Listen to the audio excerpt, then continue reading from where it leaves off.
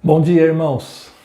Que prazer estar aqui novamente com vocês nesta manhã de domingo para nós louvarmos a Deus. Sejam todos bem-vindos à Vineyard Morada, uma comunidade de amor e vida. Eu quero ler com vocês o Salmo 105, versículo 4. Recorram ao Senhor e ao seu poder, busquem sempre a sua presença. Recorram ao Senhor e ao seu poder, busquem sempre a sua presença. Outras versões desse mesmo versículo dizem assim: busque o Senhor e a sua força, busquem a sua face continuamente. Outra versão: procure a ajuda do Senhor, estejam sempre na sua presença. O que o salmista está nos exortando a fazer aqui, irmãos, é buscar sempre, é estar sempre diante do Senhor, o nosso Deus e o nosso Pai. Numa tradução mais intimista, buscar a face do Senhor. Sabe, irmãos, é um privilégio que nós temos ter acesso ao nosso Deus, ao nosso Criador. Em todo tempo, em qualquer local, em qualquer circunstância, o Senhor está acessível, o Senhor está perto de nós. E esse mesmo Deus, quando nós estamos perto dele, buscamos a sua presença, ele nos ajuda. Quando nós estamos passando por aflições, ele nos concede a sua força e o seu poder. E eu quero começar o culto nesta manhã, exortando você a fazer isso. Aliás, para todos nós fazermos isso junto, buscarmos a presença do Senhor enquanto nós cantamos, enquanto nós oramos, enquanto nós ouvimos a sua palavra. Ele tem o poder do Espírito Santo, e ele tem a paz que só Jesus pode nos dar. Então vamos juntos buscar essa presença de Deus, a presença doce e maravilhosa de Deus, e vamos juntos adorar o seu nome. Vamos agora ouvir uma música de louvor e de adoração.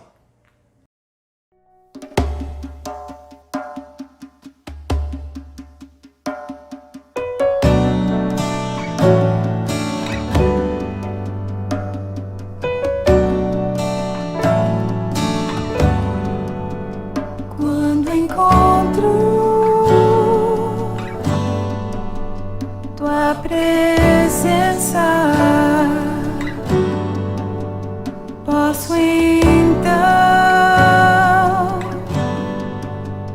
descansar, receber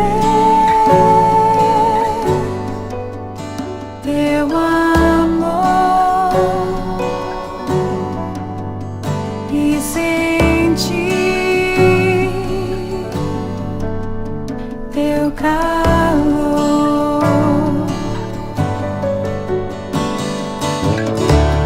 Eu amo estar em tua presença. Eu amo estar em tua presença.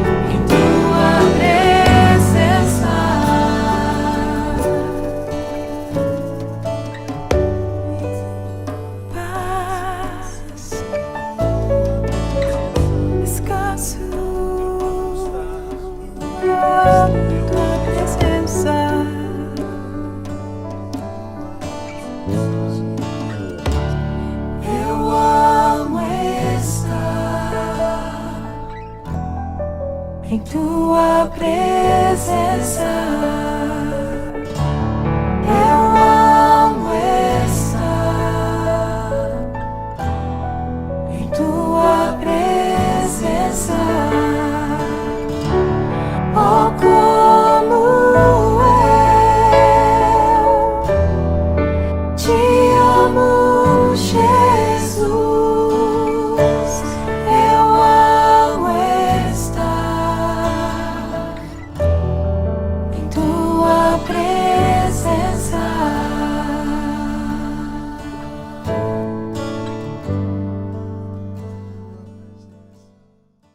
Glória a Deus, o Senhor está perto de nós.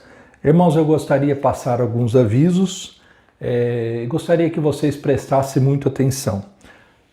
Nós temos ouvido pelas manchetes, pelas notícias, que estamos à beira de um novo lockdown. Os casos de Covid estão aumentando bastante na cidade de Araraquara. Nós continuamos ouvindo a respeito de mortes, muito contágio, muitas pessoas contaminadas. Então, infelizmente, a situação ainda inspira muitos cuidados.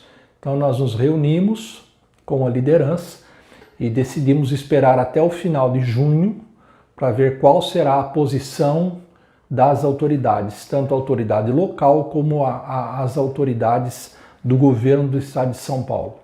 Então vamos aguardar, os irmãos podem ficar tranquilos que assim que nós reabrirmos, nós vamos reabrir provavelmente com 2 cultos, né? Um de manhã e um à noite, e todos serão avisados, tá? Mas nós vamos voltar com a certeza de que estaremos louvando a Deus em plena comunhão e em plena adoração, sem nenhum problema, sem nenhum risco mais grave. Esta semana nós terminamos a nossa arrecadação de roupas de cama, vestes, calçados, cobertores, né, colchões, nossa campanha do agasalho que nós fizemos esse ano por conta do frio que está aí. Então eu quero agradecer de todo o coração todos os irmãos que participaram, todos que foram até a igreja, doaram bens, doaram calçados, roupas, teve até um colchão, muito bom isso. Parte desses bens que foram arrecadados já foram entregues para 3 famílias, através da Silvia, famílias que realmente são carentes.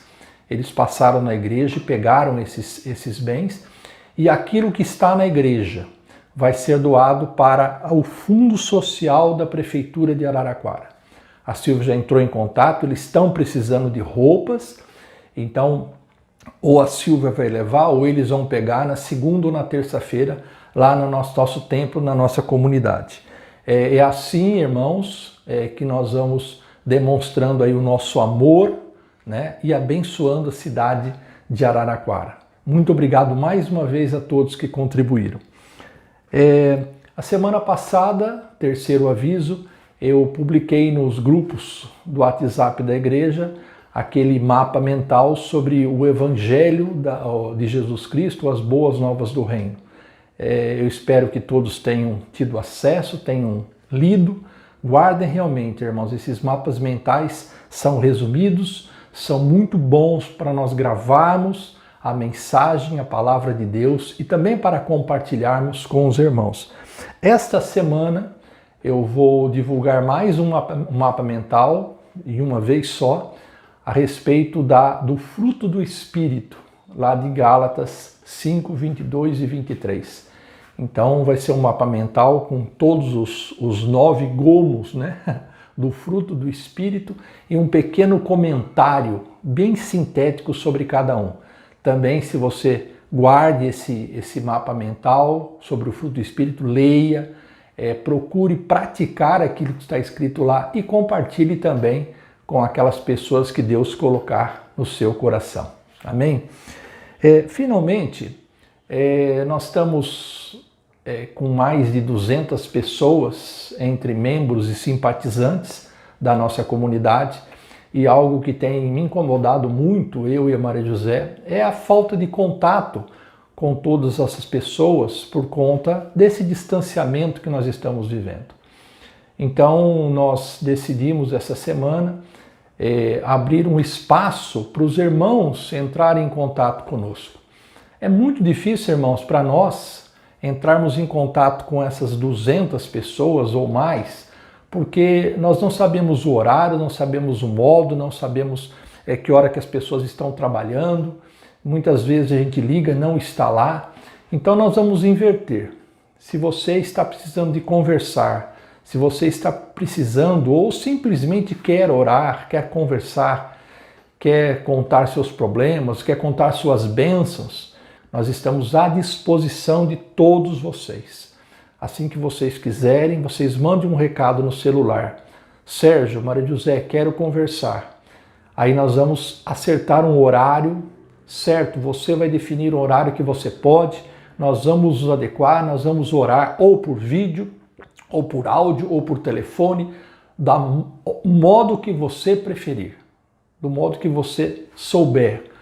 Mas o que eu quero é estar à disposição dos irmãos, à disposição. Eu tenho estado à disposição, tenho conversado com muitos irmãos, mas existem muitas pessoas que nós estamos com um contato meio distanciado aí, meio longe. Então, eu espero que vocês realmente se envolvam com esse projeto aí, né?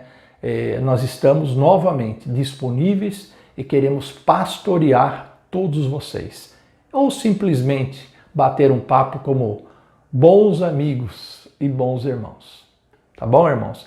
Muito obrigado. Nós vamos agora ouvir a nossa mensagem desta manhã, a terceira mensagem da série Renovando Nossa Paixão, com base em Atos dos Apóstolos.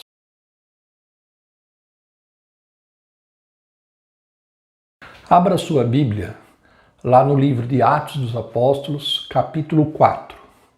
Nós vamos ler 3 versículos, 18, 19 e 20. Atos 4. Então, chamando-os novamente, ordenaram-lhes que não falassem nem ensinassem em nome de Jesus. Mas Pedro e João responderam: julguem os senhores mesmos, se é justo aos olhos de Deus obedecer aos senhores e não a Deus, pois não podemos deixar de falar do que vimos e ouvimos. Na semana passada, irmãos, nós vimos como era a vida diária ou a rotina dos primeiros cristãos ali na cidade de Jerusalém. Nós vimos 5 pontos aqui. Eles temiam e louvavam a Deus. Isso é a adoração. Eles proclamavam com ousadia o evangelho da ressurreição de Jesus Cristo. Isto é evangelismo. Eles se dedicavam ao ensino dos apóstolos. Eles perseveravam no ensino dos apóstolos. Isso é discipulado. Eles estavam unidos, todos juntos, e oravam constantemente. Isso é comunhão e oração. E finalmente, o 5º ponto, eles eram solidários, eram generosos, eles ajudavam uns aos outros e também ajudavam a comunidade em Jerusalém. Isso se chama serviço. Então, são esses 5 aspectos, essas 5 características que estavam presentes ali na vida daqueles primeiros cristãos. Adoração, evangelismo, discipulado, comunhão e serviço. Todos aqueles cristãos, cerca de 3.000 pessoas, estavam cheios de autoridade e de poder. É isso que Lucas nos narra no livro de Atos dos Apóstolos. Essa autoridade que eles tinha sido outorgada por Jesus Cristo após a ressurreição. Lá em Mateus 28, 18, Jesus disse: foi-me dada toda a autoridade nos céus e na terra. Portanto, vão e façam discípulos. Eu agora estou dando a vocês essa autoridade que eu recebi do meu Pai. O poder, por outro lado, tinha sido derramado pelo Espírito Santo lá no Pentecostes. Foi isso que Jesus falou em Atos 1:8. Vocês receberão poder quando o Espírito Santo descer sobre vocês e serão as minhas testemunhas. Então eles estavam cheios de autoridade e de poder. Tudo ia muito bem. Era uma família, era um grupo unido, era um grupo que trabalhava, que servia a Deus, que temia Deus. Os cristãos faziam a parte dele e o Espírito Santo fazia a parte dele. Mas, irmãos, em determinado momento da história começaram a surgir problemas. A partir do momento que o reino de Deus invadiu este mundo, que o futuro invadiu o presente, houve um rebuliço no reino das trevas. Eles não se conformaram. A partir do momento que o nome de Jesus, o Deus que se fez filho, o Deus encarnado, começou a ser conhecido, começou a ser exaltado, o inimigo ficou furioso. Satanás não se conformou. Então começaram as perseguições. Sobre isso que nós vamos falar hoje, sobre as perseguições que afligiram a igreja nos primeiros anos da sua história. Nós queremos destacar hoje alguns personagens bem conhecidos que foram os primeiros a sofrer essas perseguições lá em Jerusalém. Os 12 apóstolos, é claro, principalmente Pedro e João, nesse primeiro momento, e o diácono Estevão. O meu desejo, irmãos, é que ao vermos a fé, a coragem, a perseverança desses homens que nós falamos, mesmo em meio às aflições, às perseguições, às privações, todos nós renovemos a nossa paixão. Renovemos a nossa paixão por Cristo, pelo Evangelho, pela Igreja e pelo Reino de Deus. Amém? Primeira pergunta que eu faço para vocês. Quem eram os perseguidores? Por parte de quem começou essa perseguição contra a igreja cristã? Logo no início, essa perseguição partiu dos próprios judeus. Ou seja, dos conterrâneos de Jesus, dos conterrâneos dos apóstolos. Todos eles eram judeus. Eles não se conformavam com uma mensagem que falava sobre um Cristo humilde e que foi crucificado, ao invés de uma mensagem que pregava um Cristo como guerreiro, como rei, como conquistador. É esse tipo de Messias que eles estavam aguardando. E para piorar a situação, uma parte dos judeus, chamados saduceus, eles não aceitavam de forma alguma a ideia da ressurreição dos mortos. Então eles não se conformaram com essa mensagem porque o povo começou a ouvir. E eles começaram a perder prestígio, o prestígio que eles tinham diante do povo. E aqui nós veremos várias vezes uma palavra, sinédrio. Sinédrio, uma espécie de tribunal, uma espécie de Suprema Corte dos judeus. Esse sinédrio, ele julgava todas as causas dos judeus, tanto causas criminais, como causas administrativas, como causas religiosas, porque eles viviam ali uma teocracia.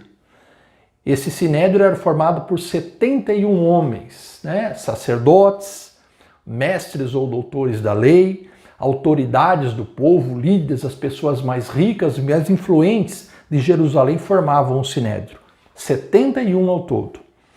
No capítulo 3, aqui começa o relato das perseguições do livro de Atos, nós vemos Pedro curando um paralítico que estava pedindo esmolas na porta do templo.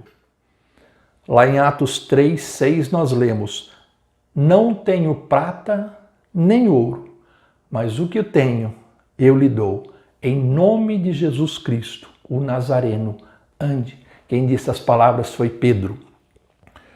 Notem aqui, irmãos, que Pedro não procurou exaltar o seu próprio nome.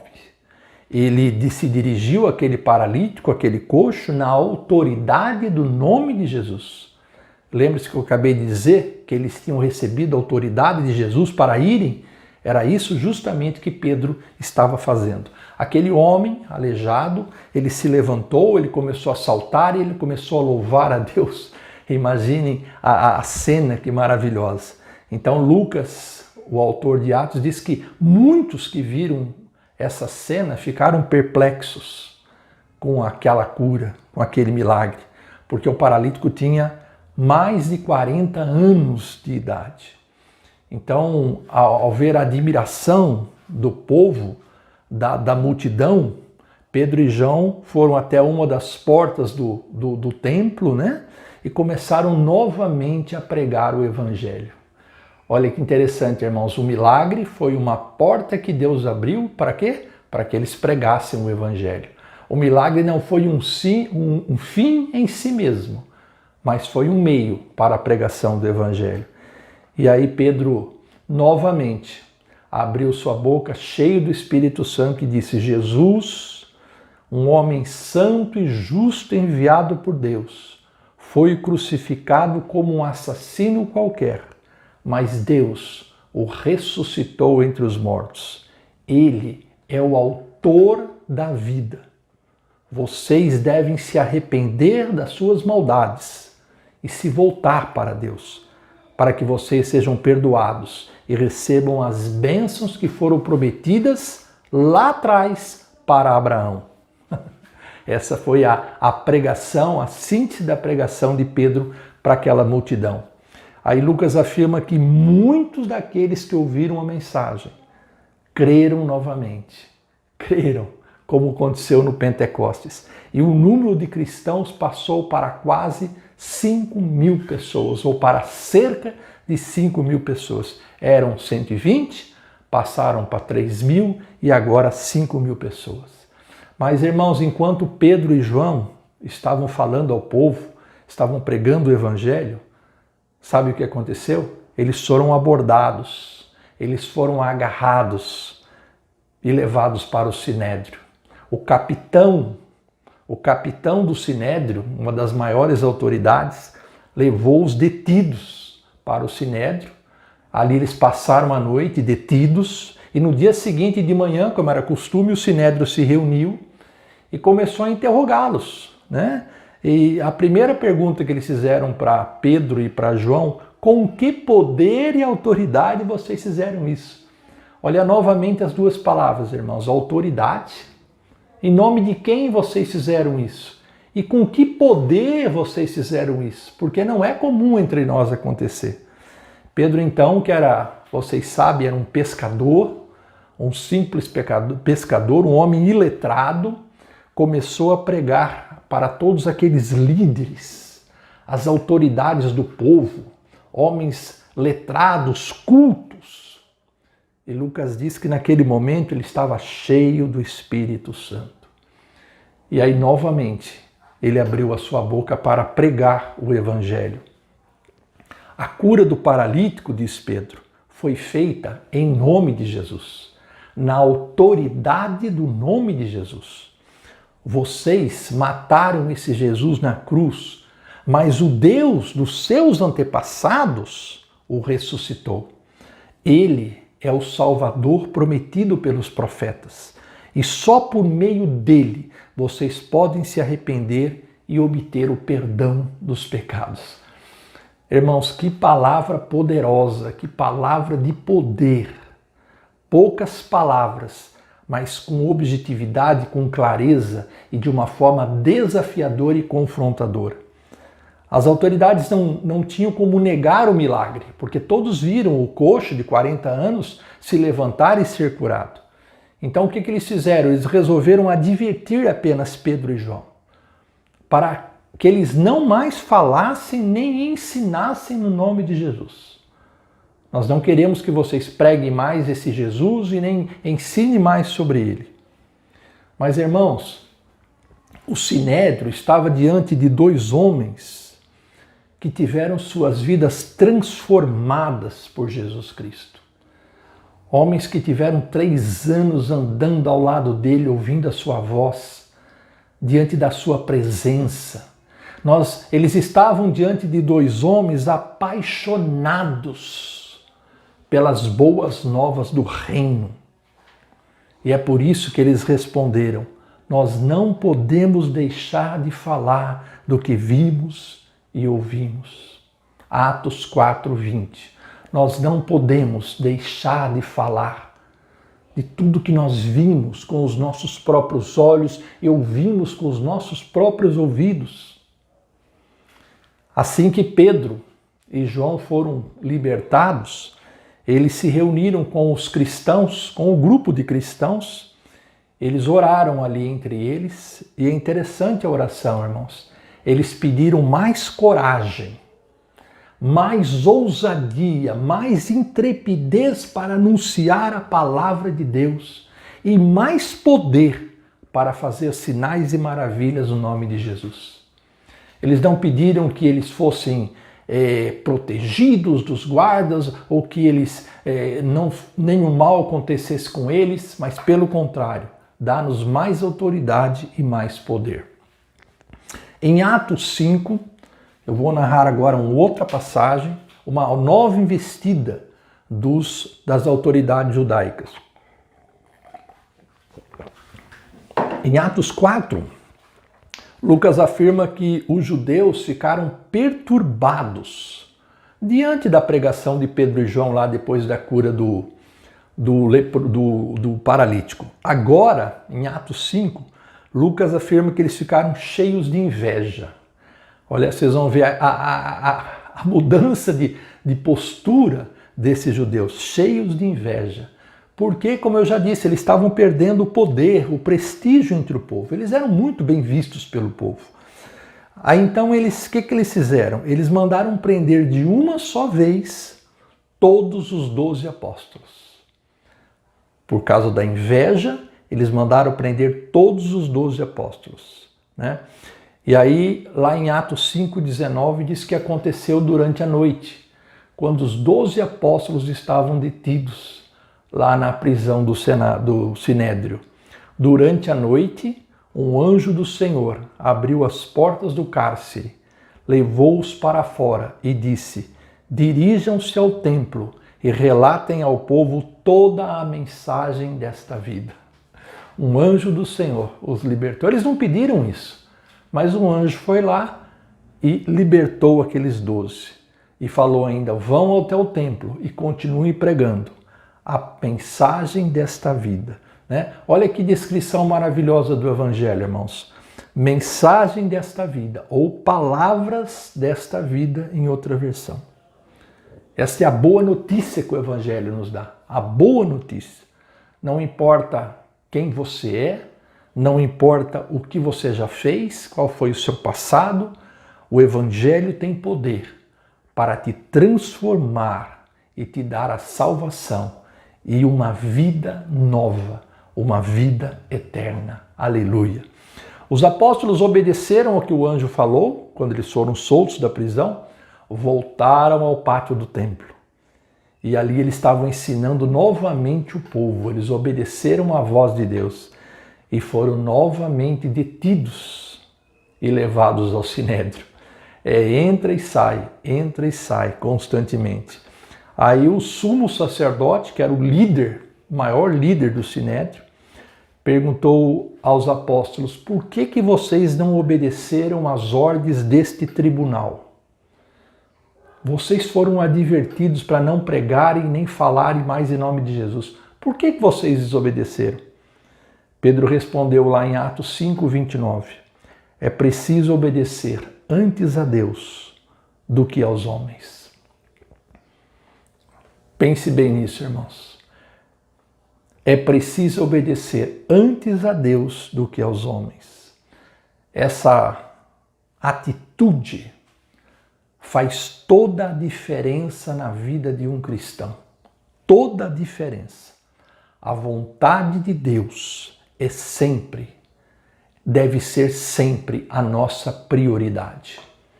Entre a vontade de Deus e a vontade do homem, a minha vontade ou a vontade de outro, é a vontade de Deus que deve prevalecer. Foi isso que eles disseram. Eu prefiro obedecer a Deus do que obedecer a vocês. Lucas diz que dessa vez eles ficaram furiosos. Eles estavam com inveja, agora eles estão furiosos a ponto de querer matar os apóstolos. Olha só, irmãos, a ponto de querer matar. Mas aí houve novamente a intervenção de Deus. Na prisão ele mandou anjos, agora ele usou um fariseu chamado Gamaliel, né? O Gamaliel foi lá e falou, deixa quieto, porque se for de Deus, vocês não podem lutar contra. Se não for, vai acabar logo. Eles ouviram, aceitaram a proposta de Gamaliel e mandaram apenas, entre aspas, açoitá-los. Lembrando que a pena de açoite naquela época previa de 3 até 39 golpes, tanto nas costas como no peito.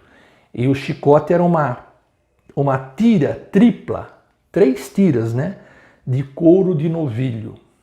Então vocês imaginam a pena que eles levaram, que não foi apenas uma pena, foi uma pena muito rigorosa. Eles foram açoitados, receberam novamente ordens das autoridades judaicas para não falarem no nome de Jesus, novamente, né? E aí a pergunta que eu faço para você, eles obedeceram ou eles continuaram pregando o evangelho? Eles preferiram ouvir a ordem de Deus ou a ordem do Sinédrio? A resposta, mais uma vez, é a mesma. Eles estavam apaixonados por Jesus e pelas suas palavras de vida. Paixão, irmãos. Estavam apaixonados, né? Por isso o título da nossa série, Renovando Nossa Paixão. Nós precisamos ter essa paixão que os primeiros cristãos tinham. O pastor Hernandes Dias Lopes, ele diz uma frase muito interessante. Antes do Pentecoste, os apóstolos estavam trancados com medo dos judeus. Depois do Pentecoste, cheios do Espírito Santo, eles foram trancados por falta de medo desses mesmos judeus. Coragem, ousadia. Outro ponto. Essa persistência dos apóstolos, ela é vista logo nos versículos seguintes, né? Essa perseverança, essa ousadia, essa obediência, né? A igreja cresceu muito rápido, irmãos, nos primeiros anos. E havia muitas famílias carentes. Nós vimos lá atrás já que eles distribuíam alimentos e tudo que eles possuíam. Mas chegou um momento que eles cresceram tanto que as viúvas de origem grega começaram a reclamar que não estavam recebendo cestas básicas suficientes. Seria hoje cesta básica. Então os 12 apóstolos, né, eles se reuniram e disseram o seguinte, lá em Atos 6, versículo 2. Não é certo, preste atenção, não é certo negligenciarmos o ministério da palavra de Deus a fim de servir as mesas. Interessante, irmãos, eles estabeleceram um critério de prioridade. O que é mais importante? Nós continuarmos no ministério da oração e da pregação da palavra ou o ministério de diaconia, de servir as mesas, de atender os necessitados? Eles preferiram aquilo que para eles era prioritário: pregar a palavra, evangelizar. Traduzindo para nós hoje, a diaconia, o serviço, é um ministério importante para a igreja. Jesus fez isso. Jesus multiplicou pães, peixes, e ele falou que nós temos que dar também. Dar é melhor que receber. Nós devemos servir as mesas, ou seja, se compadecer das pessoas necessitadas, amparar aqueles que estão precisando. Mas, irmãos, a principal tarefa da igreja, a tarefa que só compete a ela e a mais ninguém, é a proclamação do Evangelho. É a pregação das boas novas da salvação. E a gente pode ver isso de um modo muito simples. Jesus Cristo curou muitos enfermos. Jesus Cristo distribuiu pães e peixes. Jesus Cristo expulsou demônios. Jesus acalmou tempestades. Jesus até mesmo ressuscitou os mortos. Mas nada disso desviou ele do seu foco, que era a cruz. Jesus Cristo, ele tinha uma missão. Ele cumpriu a sua missão. Por mais que tudo isso que ele fez foi espetacular, foi digno de louvor, foi digno de elogio, mas ele tinha uma missão principal que foi dada pelo Pai: ir até a cruz e morrer em meu lugar e em seu lugar. E ele nunca se desviou desse foco. E nós temos uma tarefa, pregar o Evangelho. Nós não podemos nos desviar desse foco. Apesar da ordem do Sinédrio, então, os apóstolos continuaram a priorizar a pregação do Evangelho. Mas eles não abandonaram as mesas, né? Eles decidiram, como vocês sabem, eleger 7 homens para ficarem responsáveis por essa tarefa, por esse ministério, que são os 7 diáconos, né? Um desses diáconos, ele se chamava Estevão. E esse vai ser o nosso último personagem de hoje, né? Estevão era um homem cheio da graça e do poder de Deus. Novamente, irmãos, graça, autoridade, poder de Deus. E lá em Atos 6:10, Lucas diz o seguinte: judeus de várias regiões queriam discutir com ele a respeito do Evangelho, mas não podiam resistir à sua sabedoria e ao espírito com que ele falava. Isso é poder e autoridade, irmãos.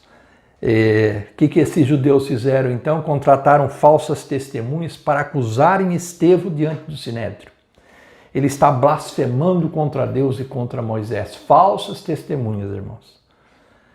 E chegou a vez então de Estevão ser preso e ser colocado diante das autoridades do Sinédrio. Diante daqueles 70 homens com profundo conhecimento da lei e das tradições judaicas. Estevão abriu a sua boca, irmãos, e fez o mais longo discurso, a mais longa pregação de todo o livro de Atos. 52 versículos do capítulo 7 narram a pregação de Estevão no Sinédrio. Começando lá por Abraão, passando por Moisés, por Josué, por Davi, dos profetas, ele falou sobre o cumprimento de todas as promessas do Antigo Testamento na pessoa de Jesus. Tudo se cumpriu na pessoa de Jesus.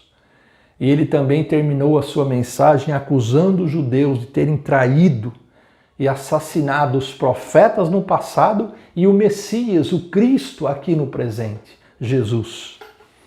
Ao final da pregação, Lucas diz que todos estavam tão furiosos, rangendo os dentes, que foram para cima de Estevão. Foram para cima de Estevão para agredi-lo. Imaginando o que ia acontecer, Estevão levantou os olhos para o céu e disse: vejo os céus abertos e o Filho do Homem em pé à direita de Deus. Ele teve uma visão da glória e do futuro. As autoridades então resolveram levá-lo para fora da cidade, levaram ele para fora da cidade e ali o apedrejaram. O Sinédrio e a multidão apedrejaram a Estevão por causa do nome de Jesus. Ele foi o primeiro mártir, irmão, da igreja primitiva, o primeiro a morrer em nome de Jesus, pelo menos que nós temos conhecimento. Ele morreu, mas não abriu mão da sua paixão por Jesus Cristo e pelas verdades do Evangelho. A sua última oração, antes de sucumbir e de morrer, foi semelhante à oração que Jesus fez para o Pai quando estava na cruz. Senhor Jesus, recebe o meu espírito.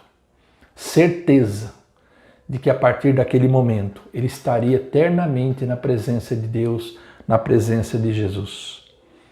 A partir da morte de Estevão, irmãos, já concluindo a mensagem, a perseguição se tornou ainda mais severa, mais severa.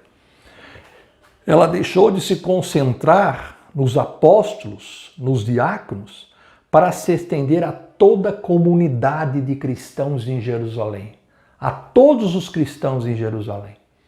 Em Atos 8, versículo 3, está escrito que um jovem fariseu chamado Saulo ia de casa em casa, arrastava homens e mulheres e os lançava na prisão.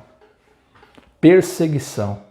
Ela foi tão grave, essa perseguição, que o que os cristãos tiveram que fazer? Eles começaram a se dispersar, a sair de Jerusalém e ir para as regiões da Judéia e da Samaria, ou seja, se dispersaram por toda a Palestina. E é justamente aqui, irmãos, que entra a providência divina, a soberania divina, a graça divina. Será que esses cristãos da dispersão se calaram com medo ou continuaram a pregar o Evangelho? Será que a paixão que esses cristãos tinham se esfriou ou ela se acendeu ainda mais? Nós veremos isso na próxima mensagem. Eu quero terminar hoje com 3 reflexões bem práticas para você. Preste bem atenção. O conteúdo do Evangelho, irmãos, é muito simples. É muito simples, nós não precisamos inventar nada. Nós vimos as pregações ali de Pedro, de João, de Estevão. Essa semana eu publiquei nos grupos da igreja um mapa mental com um resumido do Evangelho. Ali está contido tudo o que nós precisamos saber para pregar o Evangelho. Nós podemos ali acrescentar um ponto ou outro, mas ali está a base. A criação de Deus, a criação perfeita de Deus, o pecado e a queda do homem, a morte espiritual, a redenção por meio do sacrifício de Jesus Cristo na cruz e, finalmente, a necessidade de arrependimento e fé para a salvação. É isso que nós precisamos pregar. O Evangelho é simples. O que vai converter as pessoas, irmãos, não são os nossos argumentos, a nossa bela oratória, mas o poder do Espírito Santo. O poder do Espírito Santo. Por isso que Paulo disse, lá em 2 Coríntios 4:7, temos esse tesouro em vasos de barro, para mostrar que o poder, que a tudo, que este poder, que a tudo excede, provém de Deus e não de nós. Aleluia. Segunda, que eu quero destacar, segunda coisa, o evangelismo é a principal tarefa da igreja. Nós podemos implementar muitos programas na igreja, podemos realizar muitas ações sociais na cidade, projetos maravilhosos nas escolas, mas se nós não pregarmos o evangelho, nós seremos como o sal que perde o seu sabor e como a luz colocada debaixo de uma vasilha. Pedro disse, nós precisamos falar do que vimos e ouvimos. E é isso que nós devemos falar também, irmãos. Nós precisamos contar às pessoas quem é Jesus, o que Jesus fez e como Jesus pode nos transformar por completo, nosso corpo, nossa alma, nosso espírito. Quando Paulo falou sobre a necessidade que ele tinha de pregar o Evangelho depois que ele conheceu a Cristo, ele disse aos coríntios, ai de mim se não pregar o Evangelho. Não por obrigação, mas porque eu estou apaixonado por Cristo. E o terceiro destaque, as boas novas do reino caminham na contramão deste mundo. Vou repetir, as boas novas do reino de Deus caminham na contramão deste mundo. O reino de Deus já está aqui, irmãos. Nós podemos sentir, nós podemos usufruir, mesmo que parcialmente, a glória desse reino do porvir, a glória do que virá, mas Satanás ainda não foi destruído. E pode ter certeza, enquanto ele puder, ele vai fazer de tudo para roubar, matar e destruir. As perseguições não cessarão, de formas diferentes, em amplitudes diferentes, dependendo do local, da época, de onde nós estamos. Escárnio, isolamento, desertação, prisão e até morte. Jesus deixou claro, da mesma forma que o perseguiram, nós também seremos perseguidos. Não há como ser diferente enquanto estivermos nesse mundo, enquanto Jesus não voltar para consumar plenamente o seu reino. O que nós devemos fazer diante disso? Das aflições, das perseguições, das lutas. Nós devemos orar e pedir para Deus mais fé, mais ousadia, mais perseverança para obedecermos a Deus e não aos homens.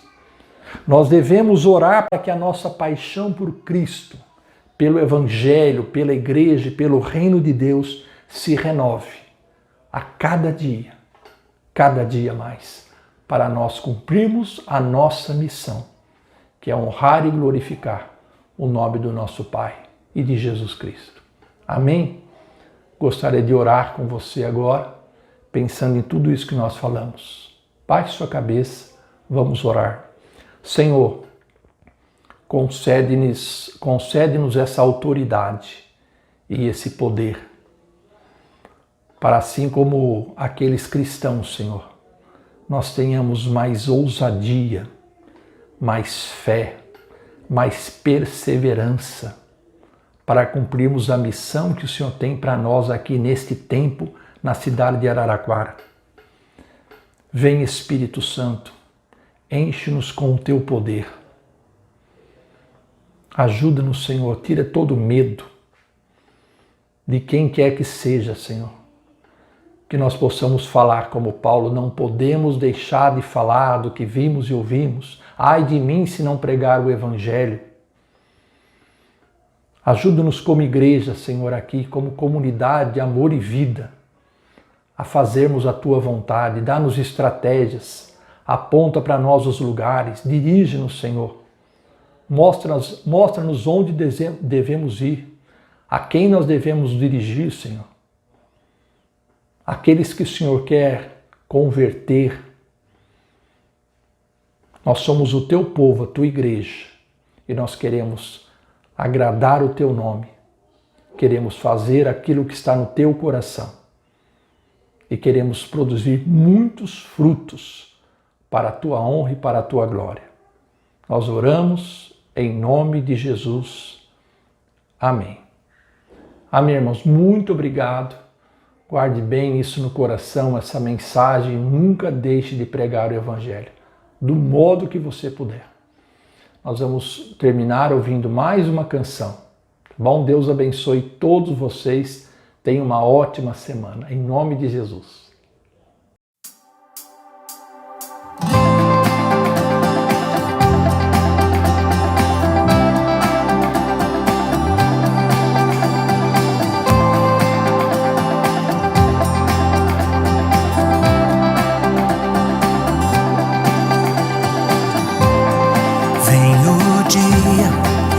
Verei como és,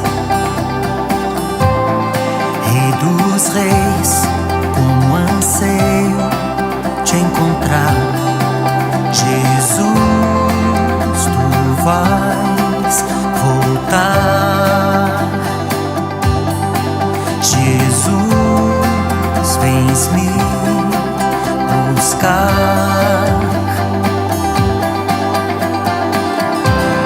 Sobre as nuvens vais levar os que são teus a um lugar preparado para nós. Jesus, tu vais voltar. Jesus, vens me buscar.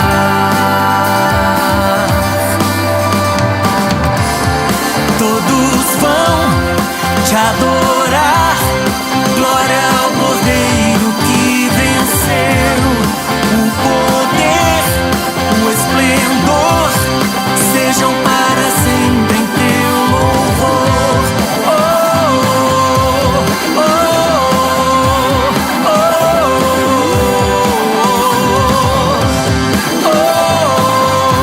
oh, oh. Sobre as nuvens vais levar os que são teus a um lugar preparado